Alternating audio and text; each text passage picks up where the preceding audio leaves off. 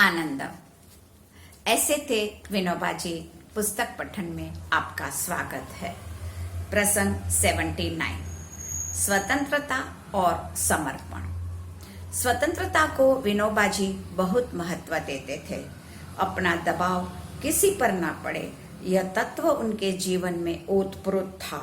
ब्रह्म विद्या मंदिर में उन्होंने शुरू से कह दिया था कि संसार में बहनें सदा दबी हुई रहती हैं। मैं नहीं चाहता कि मेरे दबाव भी आप पर पड़े। मैं यहाँ आश्रम में रहूंगा तो वह एक डिक्शनरी के जैसे रहूंगा। डिक्शनरी खुद होकर किसी को नहीं कहती कि मेरा उपयोग करो। वह अपने स्थान में पड़ी रहेगी।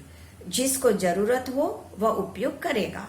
इस प्रकार की अनाक्रमता विनोबा जी की विशेषता थी और उसमें उनकी अहिंसा प्रतिबिंबित होती थी। आश्रम में अनेक दर्शनार्थी आते जाते रहते थे। कभी जैन परिव्राजिकाएं आकर रात रुकती थी, कभी ईसाई मठ की साध्वियां भी आती थी। उनके वहां मठ में दाखिल होने वाले को 3 प्रतिज्ञाएं लेनी पड़ती: ऐच्छिक दारिद्र्य, ब्रह्मचर्य और आज्ञाकारिता। विनोबा जी इन साध्वियों को कहते थे कि आपके जैसे हम भी ऐच्छिक दारिद्र्य और ब्रह्मचर्य में मानते हैं, किंतु आज्ञाकारिता के बदले हम फ्री टू ओबे को महत्व देते हैं। इस प्रकार की स्वतंत्रता होगी, वहां गलतियां होने की पूरी संभावना रहती है। इतना ही नहीं, गांधी जी ने स्वतंत्रता का अर्थ ही किया है गलती करने का अधिकार। अगर स्वतंत्रता नहीं रही तो व्यक्ति के विकास में रुकावट आएगी। वह तो बिल्कुल इष्ट नहीं। बाबा कहते भी थे, बाबा जिस ढंग से पहले आश्रम चलाता था अभी वैसे नहीं चलाता। पहले तो बाबा के जितने साथी थे हुक्म बरदार थे। बाबा का जो हुक्म हुआ उसका उसी क्षण अमल हुआ। वह भी बाबा का एक रूप था, लेकिन उसमें जो व्यक्तित्व बनता है उसकी मर्यादा बाबा ने देख ली। इसलिए सोचा कि अब जो आश्रम बनेगा उसमें मार्गदर्शक नहीं होना चाहिए। ब्रह्म विद्या मंदिर में मार्गदर्शक है भरत राम। बहनों को कहता हूँ उससे मार्गदर्शन लो। स्वतंत्रता होती है, वहां विकास के लिए पूर्ण मौका रहता है, परंतु उसका अगर दुरुपयोग हुआ तो स्वच्छंदता को पोषण मिलता है। उस खतरे की ओर अंगुली निर्देश कर बाबा कहते थे कि हमने एक सूत्र बनाया है, संयतेन स्वैरम। सामाजिक जीवन का मूल आधार है विचार स्वातंत्र्य और आचार नियमन। अगर आप विचार में स्वैर रहना चाहते हैं तो आपको आचार में संयत रहना पड़ेगा।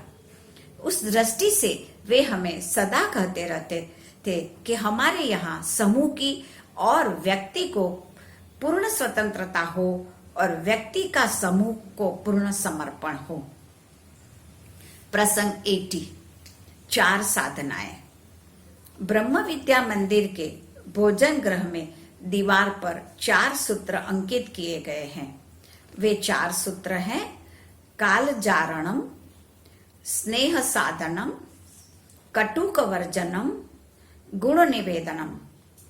बाबा कहते थे कि ब्रह्म विद्या मंदिर के लिए हमने वह सूत्र बनाया, इससे सामूहिक साधना सधेगी।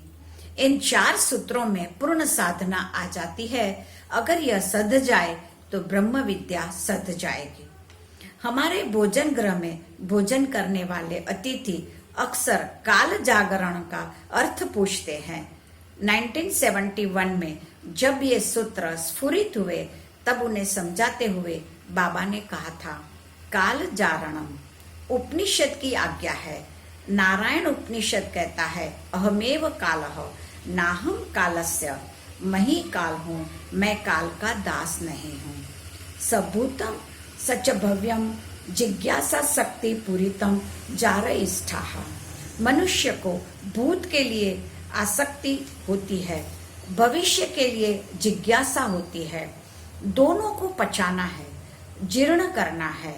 उसके लिए देखना होगा कि चित्त पर भूतकाल का बोझ न हो और भविष्य का यानी कल क्या होगा इसकी चिंता न हो।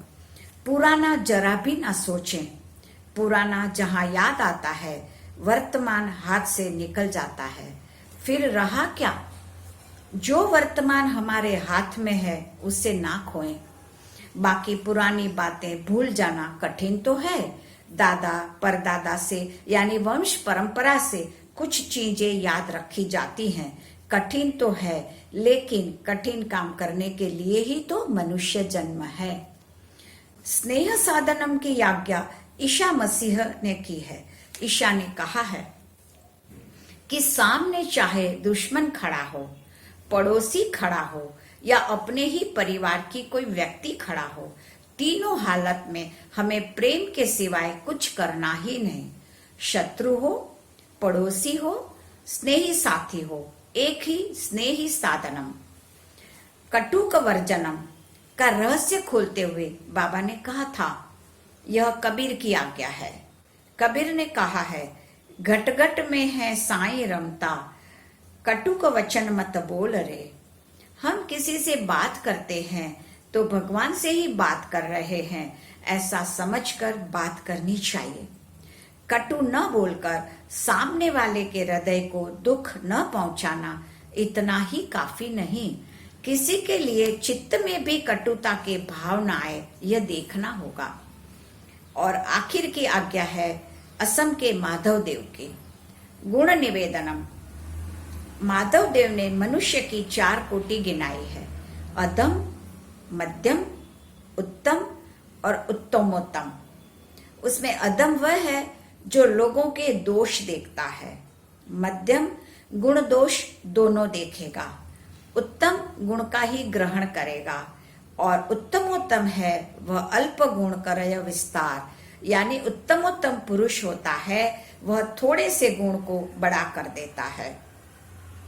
उपनिषद, ईसा मसीह, कबीर और माधव देव के संदेश को इस प्रकार सूत्र में सुपाच्य बनाकर बाबा ने सामूहिक साधना की दिशा खोल दी। धन्यवाद।